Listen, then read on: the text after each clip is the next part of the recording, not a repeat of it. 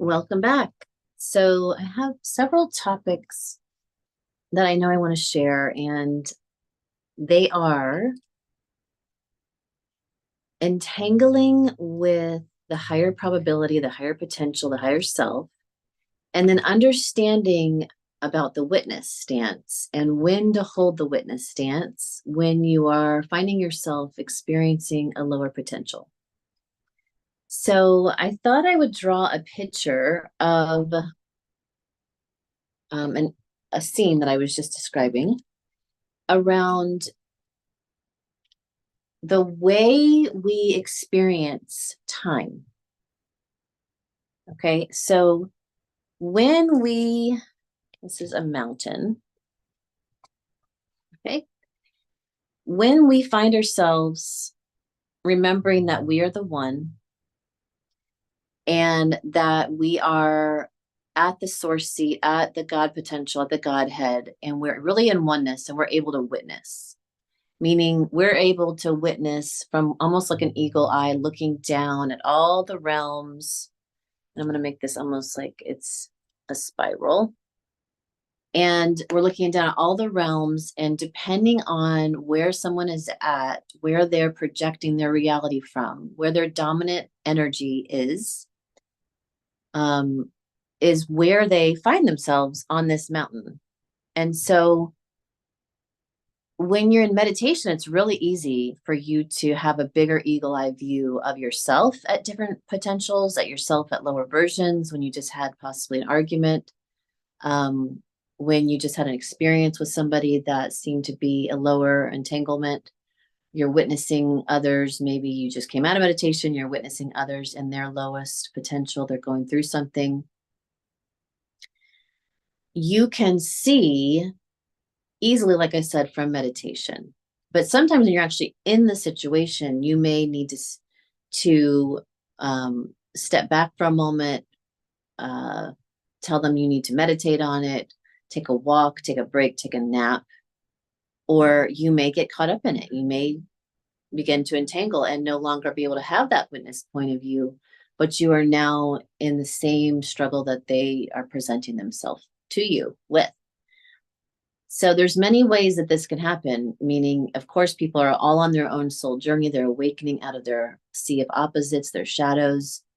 But you also have a hand in it if you always expect them. You've memorized them to be that version of themselves, that lower version. So sometimes we're taking a step back to see, how are we creating this? How am I expecting them to be this way? Every time I see them, do I talk about them to others? Do I think about them to myself that, oh, they always complain or X, Y, or Z? Okay.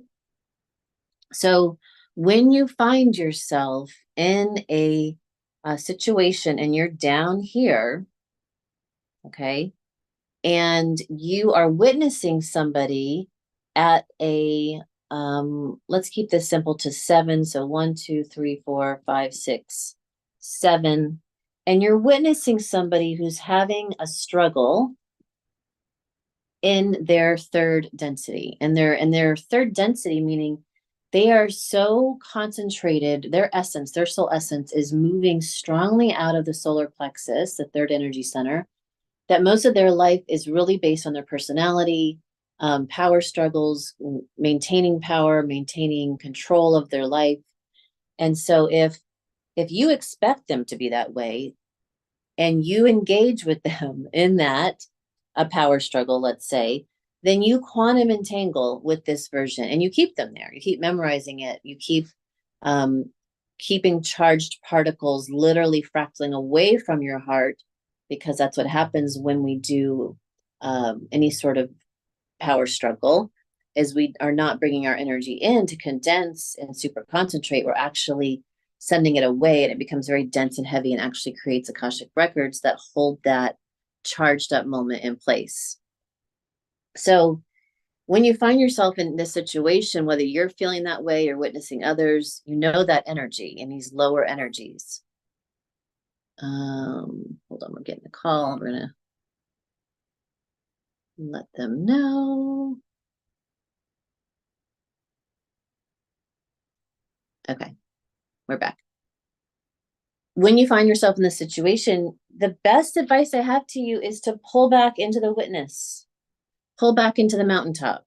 If you're standing there in front of them, you can be compassionate, you can listen to them, you can let them vent, but you don't have to necessarily engage. You can just hold space. And this is where, the path leads us, is to be the middle path, to hold space, to know that all your brothers and sisters are on their way home. Always. That's why we come here, to experience the sea of opposites, to remember who we are as love, and then to hold space, hold compassion, to remind them through example who they really are, which is wholeness and love. And so you pull back, let's say you're standing over here, and you just hold space, you listen. You don't have to have an opinion, and you may share that. I don't have an opinion. I'm going to meditate on this and give you a better idea of my point of view and thoughts for you, but I can't give it to you right now because I would, be coming from a place of just possibly a charge, right? So that witnessing is a huge, important step in our soul progression. And whether you can do the witness in the presence of another, or you literally need to walk away, go take a nap, go take a meditation, go take a walk, so that you can get an eagle eye view and see your hand in it, where you actually created this, because you're memorizing these situations to be this way from having experienced them a long time. You may have lived with these people a long time. And so you've got a lot of memory built up that you are sum totaling, projecting as a reality creation. Okay, so you find your hand and how you're still creating it. And then you can visualize an upgraded version. You can, if you're the one really holding them in this position, how do you want them to be? Can you see them at a soul level, visualize their orb of light and see who they really are, their high potential? And then communicate telepathically. Hey, I see you. I know you. I'm sending you all the love in the world. Everything that we just had an experience with, I'm sending you a ball of light that hopefully will assist you with your greater clarity that I can see that you clearly have at your highest potential. And by you being an invitation for who they truly are and their upgrade and their solutions, and being willing to see them at this highest way, when you go back to see them, I guarantee you, as you get good at this, you will free them up and you will have an experience that really is more soul aligned. And they may tell you all the things you just heard in the mountaintop in meditation about the solution for them, whether you heard it, you felt it, you wished upon it, meaning you said, well, if I could wish a solution for them, this is what it would be. When you go and see them again, or they come to see you, they're usually going to share with you, because we are a telepathic being. We are beings that are have high telepathy. We do feel each other's thoughts in the ether all the time. You will engage and begin to quantum entangle with at least a fourth density from the heart, which has a strong connection to the heart energy center, or a fifth density, which has a strong connection to the thyroid, the fifth energy center, which is all about coming into truth and wholeness, and to understanding how reality is created, that if we speak whole, think whole, see others as whole, then they will be. And if we see others that are in their own truth and it's different than ours, we just hold space, because we know everybody is true. Everybody has the right in the whole field to have their reality be what their true heart is meant here to experience. Okay. So that was one of the main things I wanted to talk about. And then the other with this kind of visual is that time when we just had an eclipse. So the moon got eclipsed. So when we have the celestials set themselves up in a way where energy gets eclipsed, meaning where we're normally feeling the natural cycle of a day and a night, and then all of a sudden that energy gets eclipsed, hidden behind a shadow, whatever constellation it is in, and it was in Pisces, which is the unseen, the mystery, the unconscious, is very palpable in the collective, in your world, to see how that relates to you and what you were wanting to shine light on into the shadow of eclipse. You're really wanting to understand with extra shadow, right? Shadow upon shadow to be eclipsed. you're able to really go, if you're conscious and self-aware, you're able to go, oh, right, that is a really big topic that if I can actually witness and be self-aware, which is the ability, your ability to be self-aware, super conscious, to know when you are indeed in a duality moment, in a shadow moment, in a dense moment, in a moment of below the heart feelings and projections. That ability to be self-aware is the witness stance. And so that super conscious ability to see what just got eclipsed for you and how you can upgrade it, how you can no longer choose to have that be how you're going to experience this new now. And you can, when you're in these moments, in meditation at large, any day, any time, this is now, right? This is the now. All of this that we would call reincarnation, we would call different densities, we would call lower realities, literally is typically a place of cycle of time.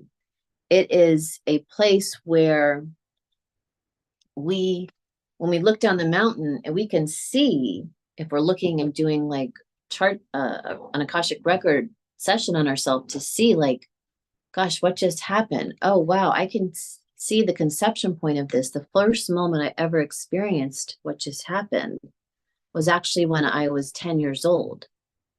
And so it's like you're looking down the mountain, and when you were 10 years old, you might not have been self-aware, or the party characters in your play might not have been self-aware. They might have been in time. When we are self-aware and we witness, we actually come to neutral, we come to still point. We come to the heart, and we come to the divine wholeness of understanding that we are the one.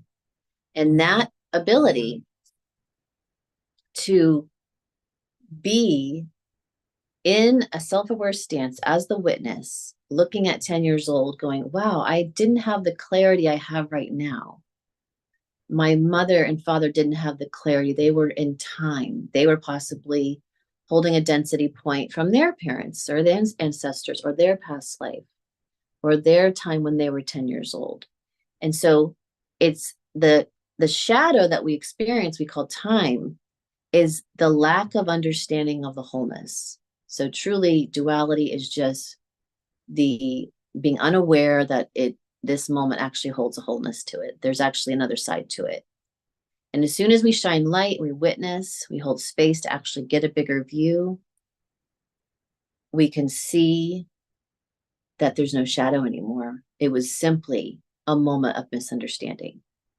So typically at an earlier moment. So by doing the excavation, the digging of 10 years old, people were unconscious. They didn't know they were eternal souls. They didn't know that they were coming here to right their wrongs, to do things from truth, to do things in a new way. But now you're sitting right here and you are seeing it and you know it. So by you knowing it, you literally, transfiguration starts to happen. Things start to literally undo, and those particles that were held down in density actually can come home. So we wish you so much joy and grace on this day. And till next time, I'll talk to you soon. Please leave a comment, share this video, like it, subscribe, and let me know how this works for you or any